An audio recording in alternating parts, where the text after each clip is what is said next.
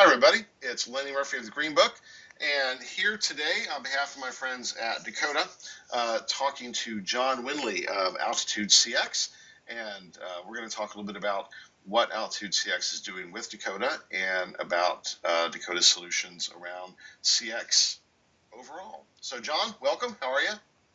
Doing great. How are you? Doing all right. My living room has the exact same shade of yellow. So I feel a real affinity for you now. So since we Very both cool. have this yellow wall, but it's Very cool. sunshiny, right? Yep. Yeah, it's hard to be bummed when you're in a yellow room. Yes. Absolutely. All right. So, Jon, tell me a little bit about yourself and about Altitude CX. 27 years into my career. I've spent probably the last 20 odd years in the tech arena or basically the telecom industry. I was an executive at a variety of different telecommunications and IT outsourcing companies. My career was really focused in two areas. One was running large program management organizations and associated Six Sigma teams. And then the other has been in the CX arena. So CX being customer experience. I spent the last probably 10 to 12 years either consulting in the CX arena or starting and managing programs in two big Fortune 500 companies over the last decade, like I mentioned. Okay. And Jon, one kind of logistical thing. I'm testing out a new headset, and it's very sensitive. I'm hearing a little bit of crinkle if I move my head. Are you hearing that, or is that just me? I don't hear it, but I'll pay sharp attention, see if I hear it any. Okay, all right, good. So now, and listeners, if you happen to hear any small weird background noise, apologies. It's a new headset. So tech is getting better. So it's getting more sensitive, right? This may be one of the Right. circumstances where that's not a good thing. All right. Anyway, back to the point of the call. So the focus on CX. Um, for those who don't know, customer experience is certainly a kind of a subset, larger category within the broader insights space, but it bridges the gap between operations and in insights in most organizations. Although the focus is generally around operations overall in terms of enhancing operational effectiveness, isn't that the kind of the end goal of CX programs? Reduce churn, all of those type of good things. Is that a good explanation, Jon? Yeah, it's emerged really in the last 20 years and become its own discipline. And where we are now is it's become a discipline that focuses on everything that touches the customer's experience. So the entire customer journey, as that company you're interacting with your customers, and then all the processes that are behind that, and everything from culture that underpins the processes, the way that people operate within the company, to systems and, as I mentioned, process. So it kind of encapsulates everything that could be done correctly or incorrectly in a company to create a good customer experience. That's where we are now. And then the associated measurement. So where we are today in that industry is most of the companies have put a lot of attention over the last decade into codifying and what I call routinizing the process of getting feedback from all the different channels, all the different ways that you can get feedback from the internet or from surveys, which has been the primary method, to doing actual physical interviews, sitting with customers and talking to them about the experience that they're having, and then trying to take that information and do something about it. And that's basically why we're here today, is talk about a better way to get to that analysis and not have to use tons of resources and be able to get to the heart of the matter quickly. Okay. So traditionally, NPS scores have been a big kind of codified component within CX, particularly around the kind of the satisfaction aspect of that. Is that right? Yeah, it's interesting. When I started doing this formally, it's about 12 years ago.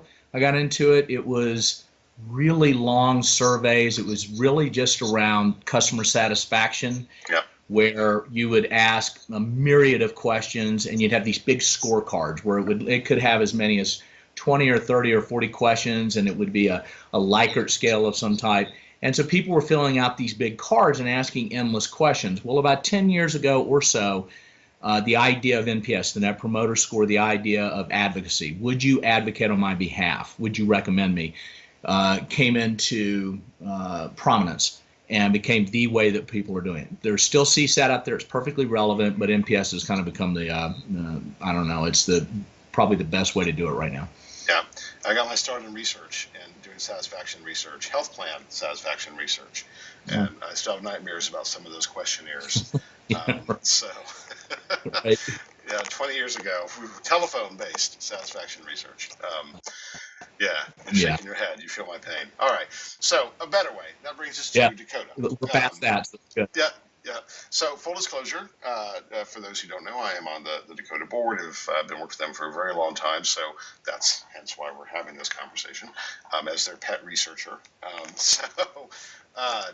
So obviously you have a tremendous background in understanding the category and the players and all the work that's being done, and something drew you to Decooda. What was that? What makes it different? Yeah, so about a year ago, I was introduced by a mutual friend to the Decooda team, and I became intrigued by what they're doing in the space. And I'm going to step back a little bit and describe some of my past experience with the two big programs I developed, and then bring that forward and talk about how what Decooda's doing is different than what I experienced while I was setting up those programs. So, as I mentioned, I've been at this about a dozen years. Been in the process world much, much longer than that. And I love the idea of being able to, as we mentioned a moment ago, figure out what customers feel and think about their experience with you, and then go fix the experience, which is how I got into the process world a long time ago. And so I was fortunate enough to be asked to come into a couple of different tech companies and from scratch start an NPS program, and then add the associated elements, the measurement teams, the Six Sigma teams, program manager, to make sure we were actually fixing the things we said we would fix. And so I started that. That was along about the 2007 timeframe with first company, and the second company was about 4 or 5 years ago, once my first company was purchased by the other.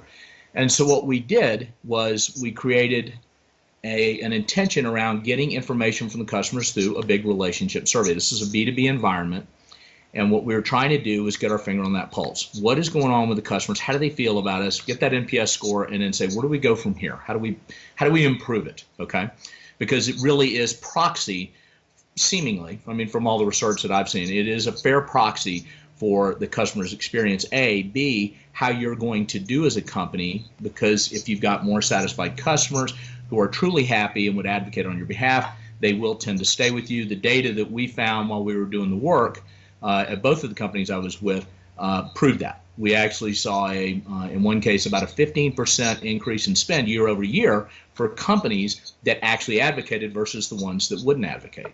So we were able to prove what we'd read in the literature. So we set the program up. I'll start with the first company I worked with. It was about $1 billion IT outsourcing company. And we started doing the surveys. We had a big survey platform. We'd get the survey data in, and then we'd start charting all the data. Here's the NPS score. Here's the NPS score by the verticals of our customers. Here's the horizontals of our customers. And then we started teasing out why. We started trying to figure it out. Well, the way that we had to do it at that time was we had to have a lot of people locked in a room reading verbatim comments. And if you get good, and this is the irony of getting really good at getting response from your customers, we were getting up to 40-45%, those are real numbers, response rate from our business customers, and we would end up with thousands and thousands and thousands of verbatims.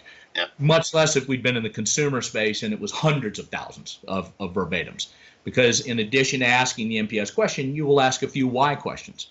Why did you comment on the way you did? What about specifically about the experience was the place that you were either happy or sad, et cetera. So we would go through, get that data and analyze it. And what we found was we would have to slug it out for 4, 6, 8 weeks after the initiation of one of those surveys to try to rush to get all of this information, get it codified, as I said earlier, put it into big presentations, and show it to our board of directors, our management team. Meantime, the world still turns. There's still things happening. Customers are happy or sad or whatever. So what I found from the big platform providers, I've worked with most of them in some capacity, or I've actually consulted with companies that use them, was the survey stuff's great. They're really good at that. But the why, what happens once you get that data? How do you analyze that data? It wasn't quite where it needed to be. And I'll give you an example. One of the things that most of the companies that do this rely on are these, they're word pairs. They're these heat maps where it shows word pairs. And so I would get these word pairs out, and that's the kind of analysis you would get out of the platform. And it would say, customer angry, call long, latency bad. I mean, you would get these pairs because you're like, what am I supposed to do with this? That's great. And I remember I put the slides in the deck, show it to the board, we'd all nod our heads and look at it and go, customer angry. But what do you do with it? The cool thing, and I'm going to cut to the chase, is what Decooda does is in real time, they're able, through the algorithms they've created that really look at two axes. The first axis is the emotion that the customer feels, and they use these imaginative questions to get at what that emotion is, and then the impact, the significance of those emotions. And so what they're trying to figure out is magnitude. What is the magnitude of those feelings in terms of the impact that that magnitude has on the customer's experience, how they look at their end-to-end experience with you. So if you take any business, you would look at it, and there's a framework that's been out there forever that AT&T came up with. It's called LBGUPS, Learn, Buy, Get, Use, Pay, Support. So if you just use that as a generic framework and you hung it up there, what you would want to do is understand at which of the moments of truth, those in the vernacular of CX, all along that journey, where are the customers happy and where are they sad? What's going to keep them with me and what's not? And the cool thing that Decooda does is in real time, while you're surveying customers, or be it through a direct relationship survey or an episodic transactional survey, I bought something today and I had this specific experience today, they're able to, in real time, analyze the data coming from the customer and in some cases ask these imaginative questions and get to the heart of the feeling that that customer has. And then they're able to step back and look at the magnitude, as I mentioned before, and then be able to say, what should I do about this? And then the cool thing that Decooda does is they're able to they've created a brilliant closed loop process within their software so that you can actually track the impact of going out and taking the action in your company to address specific customer instances of issues, and then be able to take all that information over time and chart it and see where you are going with those customers. Is it getting it better? Is it getting worse? Based on the drivers of the experience that they're able to tease out of all of that data. So if I've summed it up, what Decooda does, which I think is utterly unique, is it's quick. They're able to, in real time, get you focused on the right things, right? And they're able to cut through all the noise of the data and get to things that are meaningful. That you, when you come back to the thing I said earlier, that they ask these imaginative questions and they get to the emotion, and then how much that emotion impacts. I haven't seen anything quite like what they do. I think it's utterly unique. I'm very impressed with the way they have developed their methodology and how easy it is to use when you're working in this field. So it's far more than just text analytics. Which the word pairs you're talking about are word clouds, right? That's the basics. So the Decooda data is designed to be actionable because you understand the non-conscious drivers of behavior, and through those comments, what that links to. Are they able to predict impact around churn? Can you get into really kind of those operational metrics off of this data as well?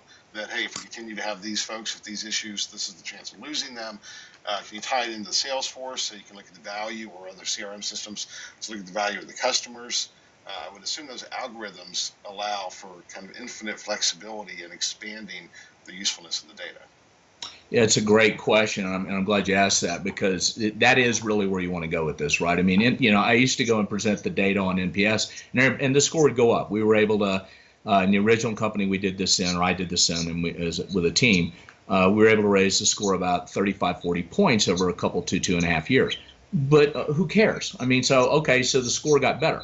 Is my company better, or the customer staying? So what we started doing, and what you can do utilizing Decooda, is we were able to look at the financial data, create models combining financial data with the operational KPIs, the key performance indicators of the business, plus the survey data, and create, I don't want to get too cute with the terms, but we would create some regression models to see what was impacting the customer's experience the most and keeping them there, don't churn away, give us more share of wallet, and also, over time, give us an increased spend.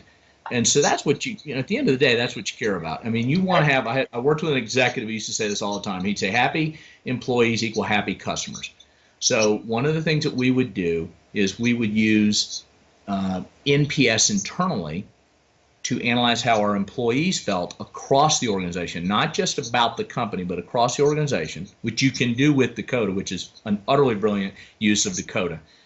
And we would see how our employees felt and what behaviors they're engaged in, and see if we were on the right track with our customers. And those scores, plus the customer scores, plus the financial data, plus the operational data, you can create some pretty straightforward models to see, am I having the impact I want so that my company stays healthy, has good revenue, the customers stay, and we become strategic partners with them in the end. And this is one of the things, the final things I'll say.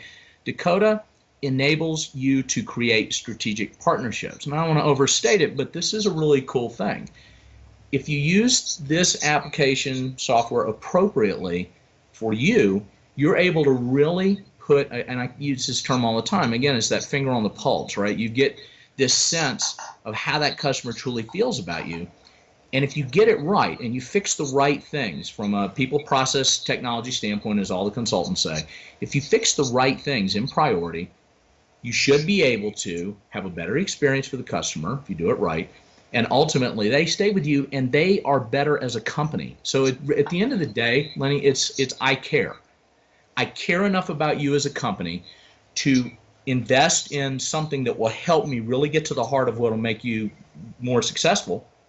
And then we will become strategic partners and we'll truly care about each other's success. And, at the end of the day, I used to say this all the time. In the tech industry, everybody's got access to pretty much the same technologies. So how do you differentiate? Well, you differentiate by caring enough. And for me, as I move forward, caring enough says get the right technologies, the right software in the right place that is able to real-time understand how the customer feels so that you can then take immediate and long-term action to create a better experience and ultimately make your partners more successful. And the cool thing about this too, right, is that Decooda does not require you to switch off of your existing basic survey infrastructure, right? If you're using Qualtrics or Medallia or Question Pro, whatever, SurveyMonkey, doesn't matter, right? That it's additive or it can sit on top, and all that's changed really is this basic how you structure the verbatim question, the why questions, right? So it's a great point, because what you're doing is you're basically doing an overlay. It's almost like when you do BPM, when you do a business process management overlay over systems. It's an analog for that. You're doing analysis over the top of whatever feeds are coming in. So you may have a survey platform. You may also have some survey bots that are just collecting information off your website. You may be, like I said, you may have you may have a Salesforce type tool where you're sniffing the internet, but you can aggregate all this information, extract it up, and look at it, and then be able to get to those finite points. Right, and have a new dashboard that sits over that with this additional KPI. What becomes a KPI? Yeah. Right. So that's incredibly smart, and it's all a SaaS-based solution, right? So it's sitting in the cloud. You're doing this mostly via APIs, right? So you're pulling the data automatically, so it becomes fast, efficient, and relatively inexpensive, at least compared to the comparison of collecting all the data primarily from the get-go. Yeah, it's an easier implementation than you would with the big platforms. You get quicker to result, okay? And given the fact that you're getting to analysis that wins on 2 points, one, it's quicker and it doesn't cost as much because you're not having to invest in a bunch of staff sitting in rooms for weeks. And I've done this myself. I have sat and read personally thousands of verbatims. Oh, sure, the coding. And it's terrifying. And do you get them right every time? And sometimes one verbatim will have 4 categories of insight that they've given you. So every time you've got to, well, at the end of the day, what you want is some type of, you want to advance by technology. You want to be able to make it easier, more cost effective to do it, and be able to get the data in real time. And in essence, that's what they do. It's a low barrier of entry. It's an easier technology to implement. Like I said, it goes over the top. And at the end of the day, as I always say, if you're happy with it, you feel that you have really gotten that that insight into that customer's field, and then you're able to go and fix things. So would it be fair to say that Decooda takes existing data and makes it better while also making it actionable so the business can succeed more effectively than without it? Is that a pretty fair summation? That's a pretty fair summation. I mean, what you're hoping for when you find something like this is that it's not hard to implement, that it is cost effective, that you really feel like you get bang for the buck, right? And that it'll change the way you operate. And if you can get to those things in fairly short order, oh my gosh, I mean, that is a cool thing to have. And I couldn't speak more highly of what they're doing, and I think they're on the absolute right track. And at the end of the day, as I keep saying, I just wear that term out, they're on to something in terms of being able to really understand emotional impact and magnitude, which is something that's utterly unique. Jon, this has been fantastic. Glad that you and Decooda connected. Glad that we've connected, had a chance to have this conversation. I'm sure that it will be the first of many, or at least I hope it is. Well, I appreciate it, Lynn. It was a great discussion, great questions. Thank you so much. All right, Jon. Thanks a lot. Have a great day. You too. All right.